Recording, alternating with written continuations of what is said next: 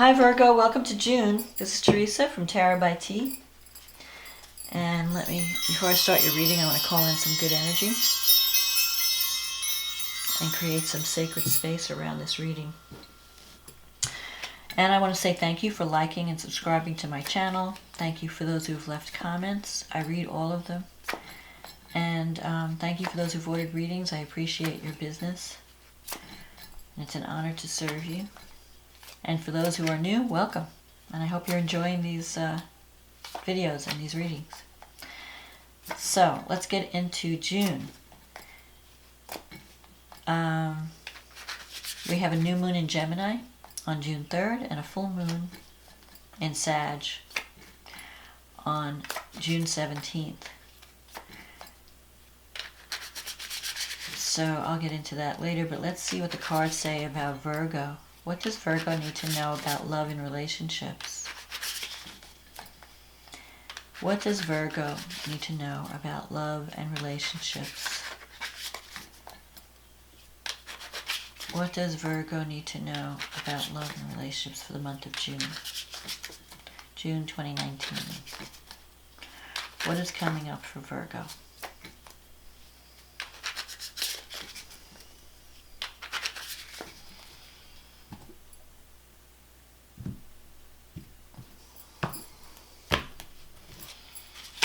Okay, the Empress, the Queen of Swords,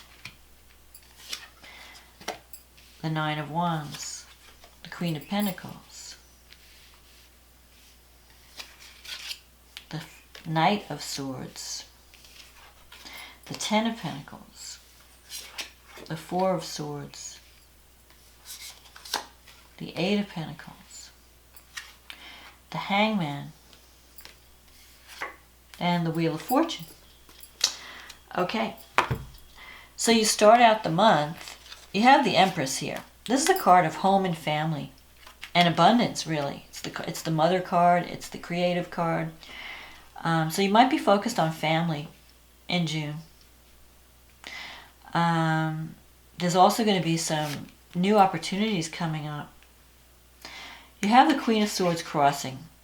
So the Queen of Swords can represent, well, you have two queens here. So the Queen of Swords can be someone who's been through, it could be an older person. Sometimes it's a parent who might be giving you advice or trying to help you through a difficult time. Or sometimes the Queen of Swords can actually be qualities within you where you are learning how to communicate, or you're learning how to make decisions based on logic rather than emotion. If you're dealing with the Queen of Swords, if it's a person, it could be an air sign, Gemini, Libra, Aquarius. If you're not dealing with the person, then it could be that these are qualities within you that you might be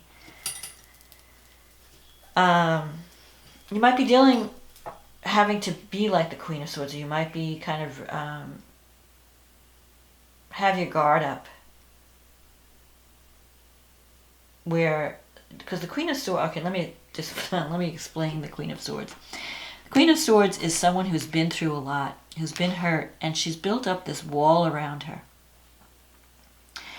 And she doesn't want to be hurt, so she doesn't trust people. She's very independent.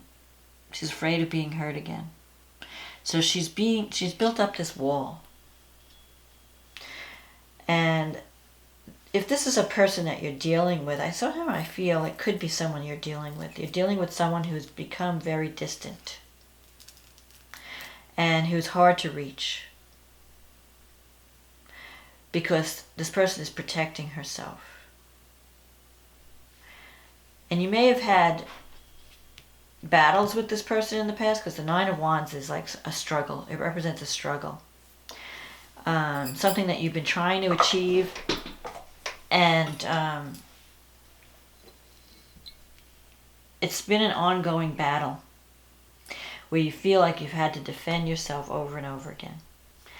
And when the Nine of Wands comes up, it usually represents a feeling like you want to give up, you want to quit, you want to give up.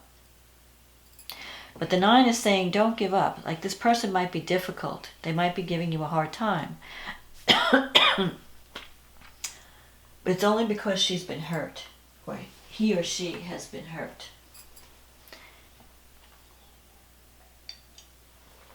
And you just need to use a little more effort to get through the wall.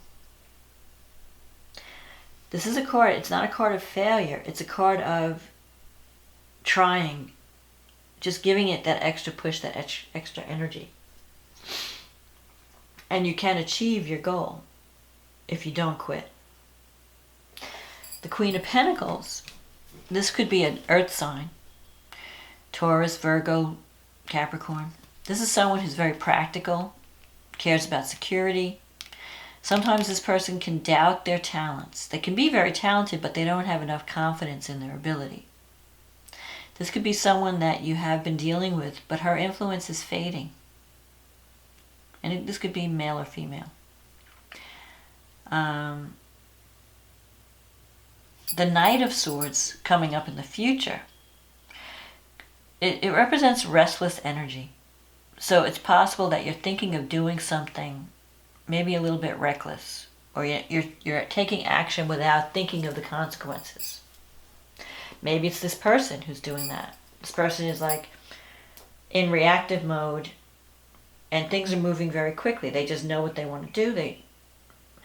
I feel like that you might be dealing with someone who is kind of in a fight mode.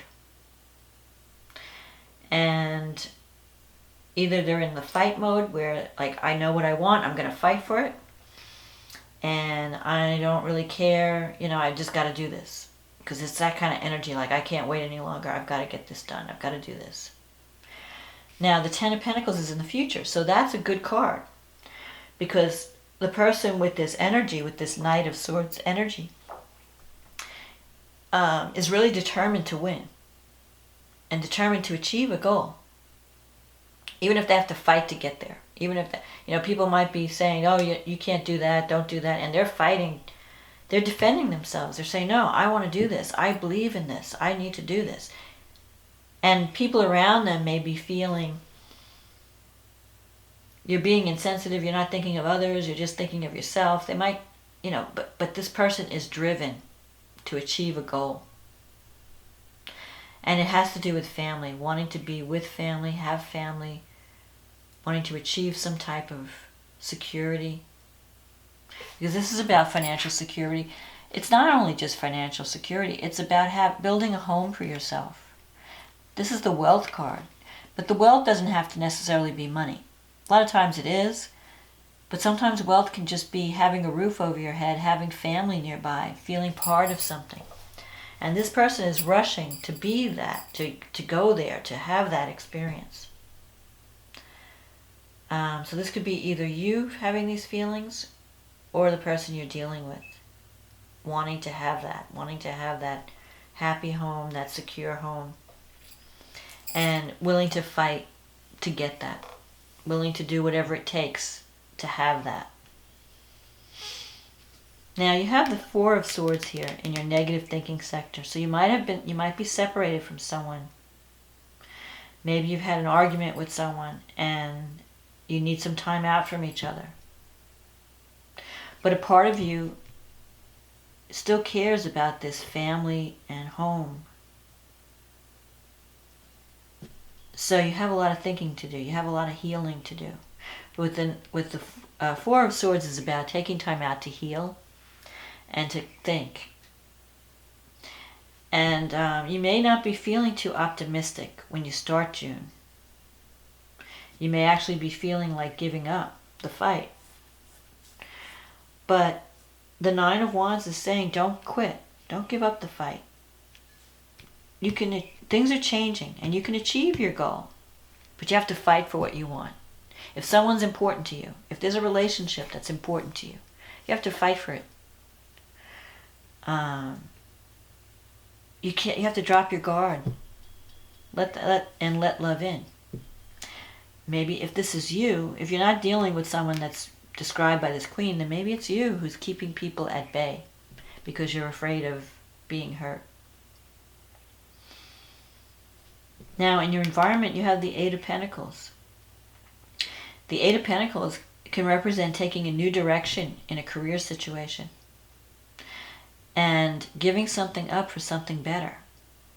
So you have opportunities coming, the Wheel of Fortune. Things are changing in your life.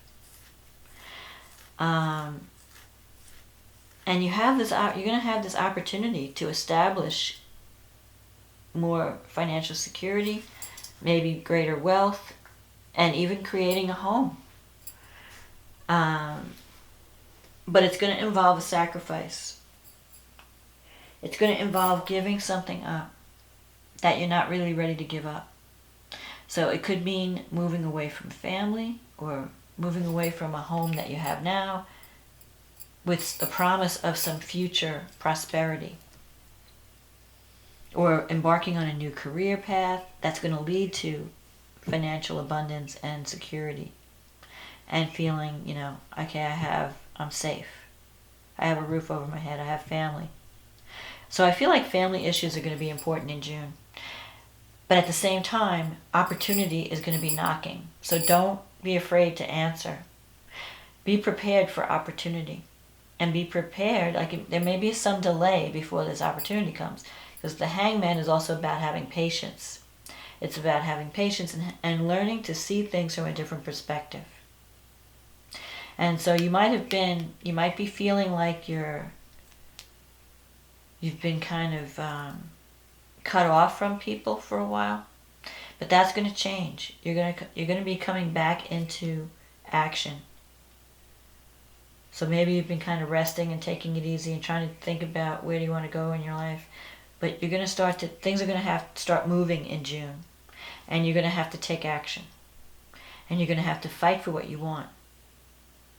Because it's not going to just be handed to you. But there's also going to be opportunities for career advancement. So don't pass that up. Let's see what the astrology has to say. So for you, Virgo, the new moon is in the 8th house. And it's squared by Neptune in the 5th. And you have Jupiter in your 2nd house. So definitely, you're coming into a prosperous period.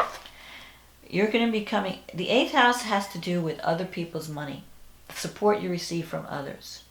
When it involves money, resources. So it could be your partner's income. So maybe if you're married or if you're in a relationship, your partner may be getting a job that pays well. But you yourself can also be bringing in more money because you have Jupiter. Oh no, what am I saying? Jupiter's in the 4th house. I thought it was in the...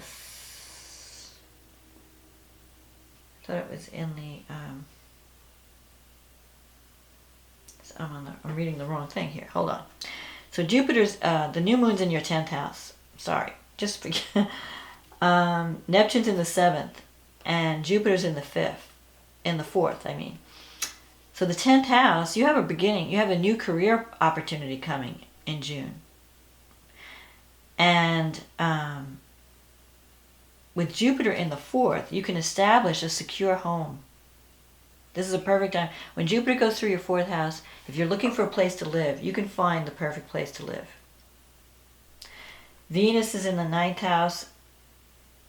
So if you're having any kind of relationship, it could be with someone from a long distance. You might be having a long distance relationship. Or someone that you meet through higher education. Or you might be working on a creative project that involves higher education, long distance travel, or global reach, marketing, some kind of marketing plan. Pluto and Saturn are in your 5th house. So it could be the start of a relationship that's very intense. The 5th house is also about children and creativity. So if you're wanting to express yourself, with Saturn there, you have to take responsibility. It's a time you can do, you have to be disciplined. And if you can show that discipline and really hone your craft, you can profit by it. Neptune in the 7th, you can connect with a soulmate with Neptune in the 7th, or someone who seems like a soulmate. So you want to be you want to make sure that you're not attracting, because Neptune in the 7th can work two ways. Neptune is tricky. If you're partnering with someone on some type of creative project, that's the best aspect to have, because Neptune is very supportive toward creativity, spirituality. Anything outside of that realm, Neptune can bring deception or confusion. So you might be idealizing someone that's not worth your time. So you have to be careful with the partnerships you form when Neptune's in the 7th, because not all that glitters is gold. And especially since Neptune is squaring this new moon, you want to make sure that you're aware of, that you're not over idealizing a situation. Nevertheless, the new moon can bring a new opportunity, especially that it's in Gemini, having to do with communication, storytelling, maybe the internet, writing. It can also be something that's very interesting, something that where you're dealing with information, processing information.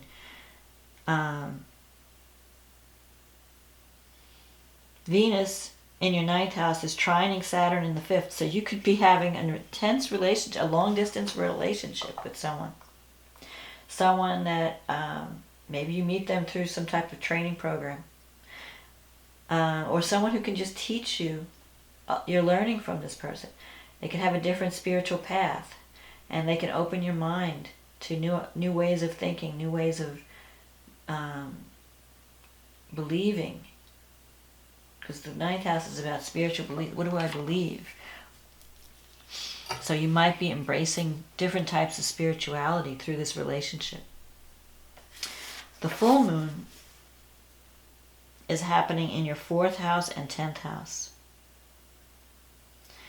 And this one's a little bit more tense because at the same time, so you're going to have this work-life balance. The moon's going to be in the 4th house, and the sun's going to be in Sagittarius, and the sun's going to be in the 10th house. So you're trying to balance home and family with career. Something is coming to completion by the end of the month. So if you're like applying for a job, you might hear that you get it. Or whatever you're working on, you might be finishing up a project that's bringing you some type of recognition.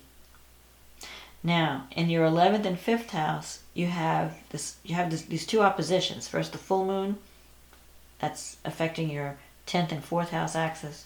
And then you have the 11th and 5th house axis being activated. Mars and Mercury are in your 11th house, coming together and opposing Saturn and Pluto in the 5th. So there could be some communication. There's some kind of, you might have to have a healing conversation with a friend.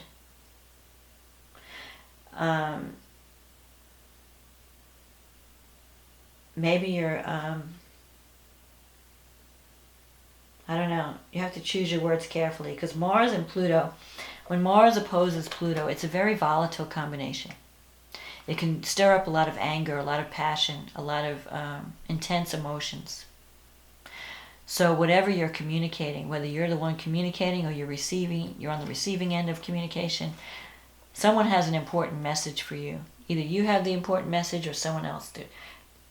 And it's very intense. And it could bring up feelings of anger. And this could be around a romance or around children. The other way it could operate is that you're really driven. If you're not feeling the angry aspect of the Mars and Pluto opposition, then it could mean that you're really driven to achieve a goal that represents creative expression for you. Like, I need to express myself. I have this passion for my work, and I really want to I have this goal I want to achieve, and I really want to get there.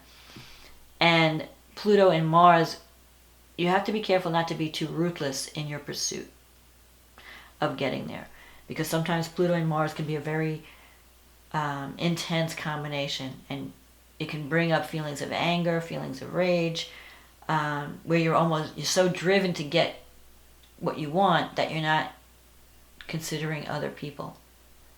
And so there could be harsh words with Mercury involved.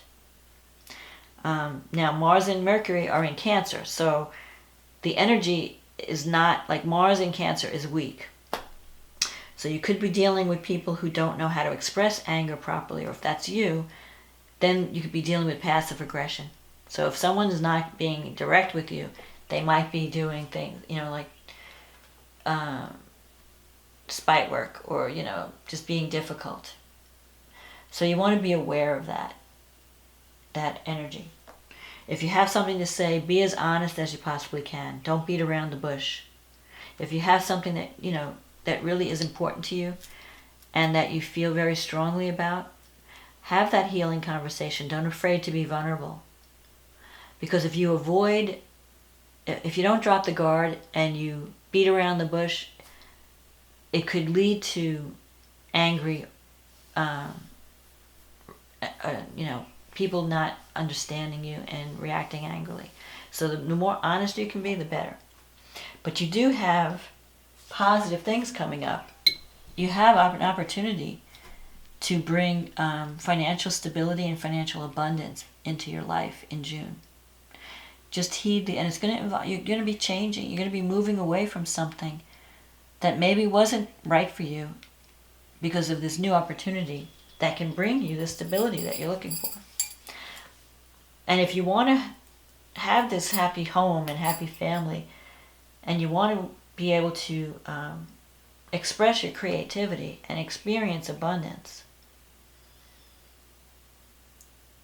you have to drop your guard and be more vulnerable. And not be afraid to let people get close to you. But opportunity is there. So don't be afraid when opportunity knocks, don't be afraid to answer. So this is my reading for you, Virgo. I hope this has helped you. I hope this makes sense. You have a lot to look forward to. Don't give up the fight. If there's something you really want, go for it. The end result could be a stronger family connection, more financial security, and an opportunity to find a good path where you feel that you're really loving the work that you do and you're having a chance to express yourself and express your creativity. It would be so be prepared. Good things are coming. So I hope you enjoyed this reading. If you'd like a personal reading, you can click on the link in the description box. It'll take you to my website, and then we can set up a schedule for you to have that reading. In the meantime, enjoy June, and I wish you much love and abundance for the month of June. And I'll talk to you again next month. Okay, bye now.